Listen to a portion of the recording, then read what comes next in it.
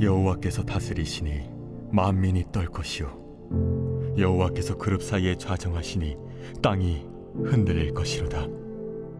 시온에 계시는 여호와는 위대하시고 모든 민족보다 높으시도다. 주의 크고 두려운 이름을 찬송할지니 그는 거룩하심이로다. 능력 있는 왕은 정의를 사랑하느니라. 주께서 공의를 견고하게 세우시고 주께서 야곱에게 정의와 공의를 행하시나이다. 너희는 여호와 우리 하나님을 높여 그의 발등상 앞에서 경배할지어다. 그는 거룩하시도다. 그의 제사장들 중에는 모세와 아론이 있고 그의 이름을 부르는 자들 중에는 사무엘이 있도다. 그들이 여호와께 간구함에 응답하셨도다. 여호와께서 구름 기둥 가운데서 그들에게 말씀하시니 그들은 그가 그들에게 주신 증거와 율례를 지켰도다. 여호와 우리 하나님이여, 주께서는 그들에게 응답하셨고 그들의 행한 대로 갚기는 하셨으나 그들을 용서하신 하나님이시니이다. 너희는 여호와 우리 하나님을 높이고 그 성산에서 예배할지어다. 여호와 우리 하나님은 거룩하심이로다. 우리 사랑하는 브릿지 가족 여러분, 오늘도 함께 큐티의 자리를 지켜가신 우리 소중한 성도 여러분, 우리 2026년 4월 16일 목요일 시편 99편 1절에서 9절의 말씀 중심으로 간구함에 응답하셨다라고 하는 제목 가지고 함께 오늘 주신 말씀 같이 한번 큐티하기를 원합니다. 오늘 본문 말씀 6절을 읽다 보면 참 흥미로운 장면이 하나 등장합니다.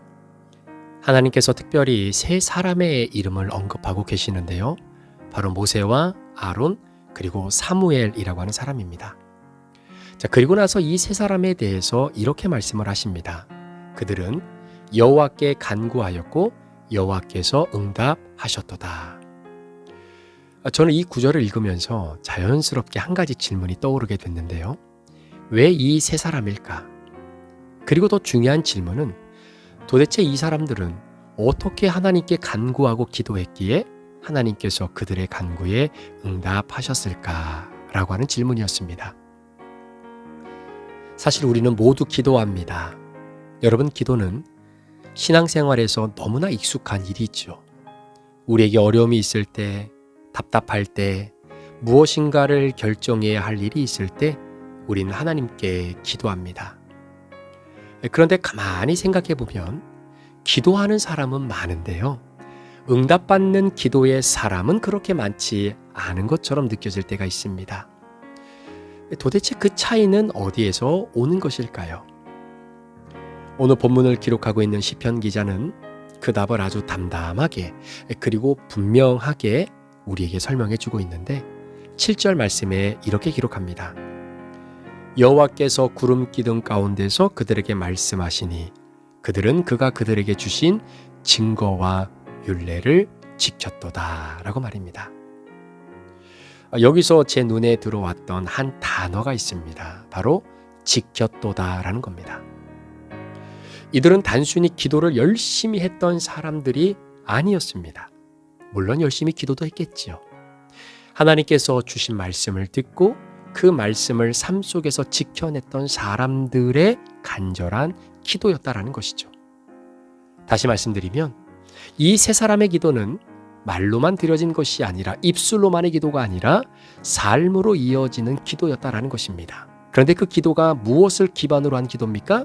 하나님께서 주신 증거와 율례를 지키는 순종을 기반으로 하는 기도였다라는 거죠. 우리는 종종 기도를 신앙의 기술처럼 생각할 때가 있습니다. 얼마나 오래 기도하는지, 얼마나 간절하게 기도하는지, 얼마나 유창하게 표현하는지에 따라 응답이 달라질 것이다라고 생각할 때도 많이 있지요. 그러나 이런 것들이 중요하지 않다라고 말씀드리는 것은 아닙니다. 그러나 성경은 전혀 다른 방향을 우리에게 소개합니다. 하나님께서 들으시는 기도는 입술의 열심보다 삶의 방향과 더 깊이 연결되어 있다라고 하는 바로 그 맥락입니다.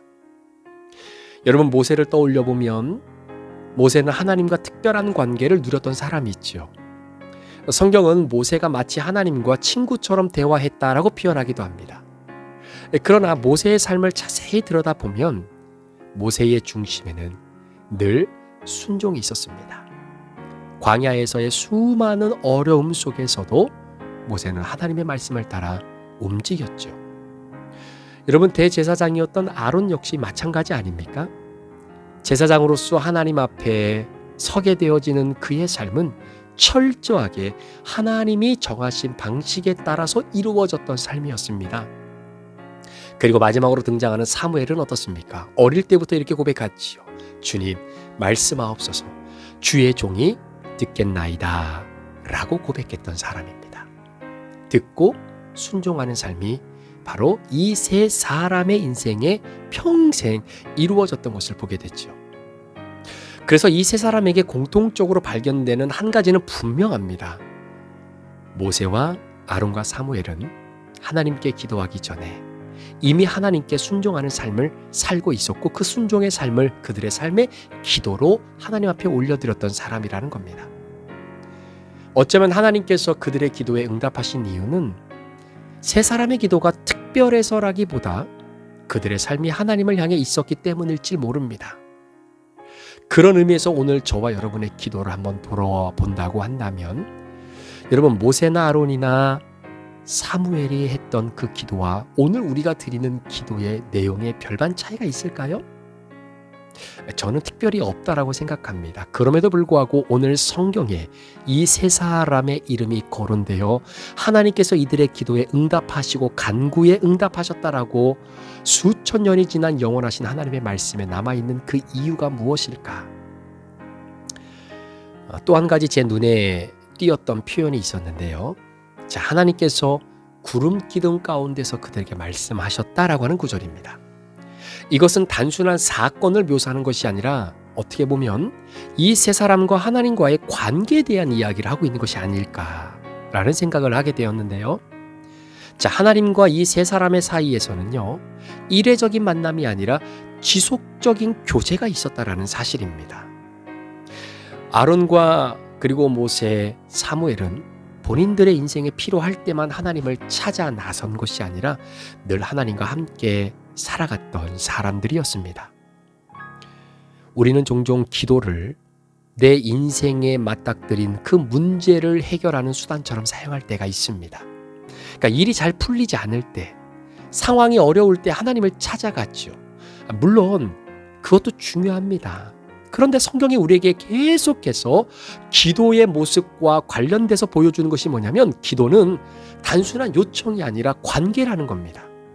하나님과 함께 걷는 삶의 깊은 그 관계 속에서 자연스럽게 흘러나오는 대화가 기도라는 것이죠. 그래서인지 이어지는 8절 말씀에 또 다른 중요한 사실을 오늘 시편 기자가 우리에게 알려주고 있는데요. 하나님께서 그들의 기도에 응답하셨지만 동시에 그들의 잘못에 대해서도 징계하시기도 하셨고, 그러나 결국 그들을 용서하셨다라는 겁니다. 여러분, 한번 보십시오. 이들이 하나님 앞에 간구했을 때 그 간구를 응답하셨습니다. 그런데 응답만 하신 것이 아니라 이들의 삶에 하나님 보실 때에 잘못되고 부족한 모습도 있었겠죠. 그런데 그 모든 것들을 하나님께서 용서하셨다라고 하는 겁니다. 그러니까 간구에 대한 응답, 그들의 죄에 대한 용서, 이 모든 것들이 무엇으로 함께 어우러질 수 있냐면 하나님과의 관계 속에서 이루어진 것이다라는 거죠. 이 부분은 우리에게 큰 위로가 됩니다. 왜냐하면 모세도 완벽한 사람이 아니었습니다. 아론도 실수한 적이 있었습니다. 사무엘의 인생에도 아쉬운 부분이 있었어요. 그럼에도 불구하고 하나님은 이들을 외면하지 않으셨습니다. 오히려 이들의 기도를 들으시고 그들을 용서하셨다라는 거예요. 여기서 우리는 중요한 신앙의 균형을 발견하게 되는데, 하나님은 거룩하신 분이시기에 우리의 삶을 그냥 지나치지 않으십니다. 그러나 동시에 하나님은 자비로우신 분이시기 때문에 우리를 포기하지 않으신다라는 거죠. 완벽한 사람만 찾으시는 하나님이 아니라 하나님께 돌아오는 사람을 받아주시는 바로 그 하나님, 그게 오늘 본문에 기록된 세 사람이었고, 그 세 사람의 간구를 응답하시고 그들의 죄를 용서해 주셨던 하나님. 그렇다면 오늘을 살아가는 우리는 어떤 모습으로 하나님 앞에 서야 될까요?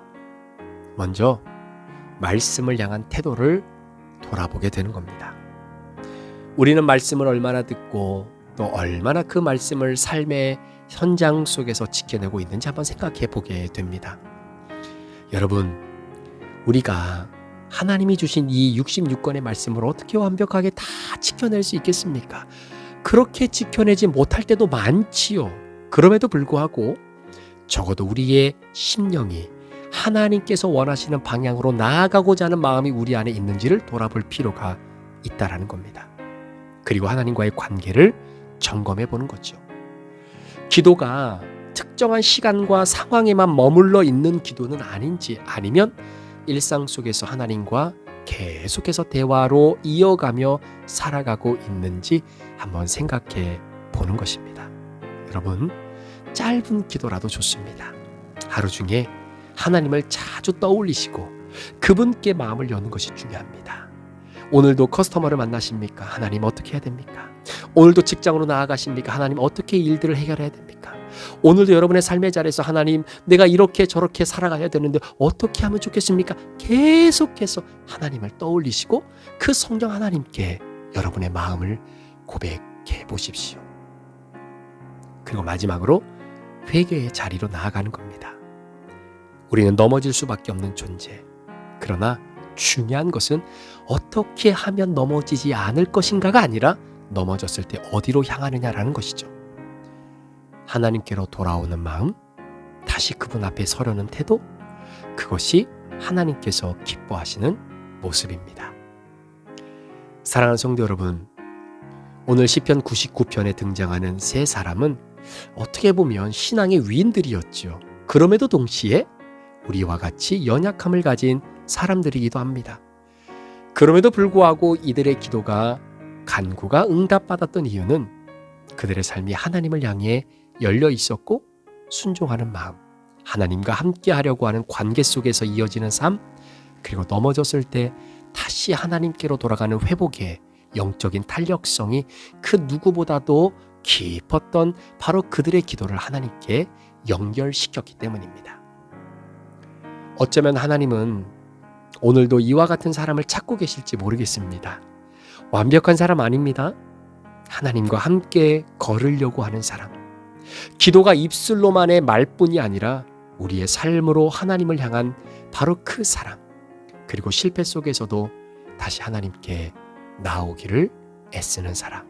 그러한 사람이 드리는 기도를 하나님이 들으신다라고 오늘 이 세 사람을 교부제로 사용하시면서 오늘 우리에게 그 마음을 전해주고 계시는 겁니다.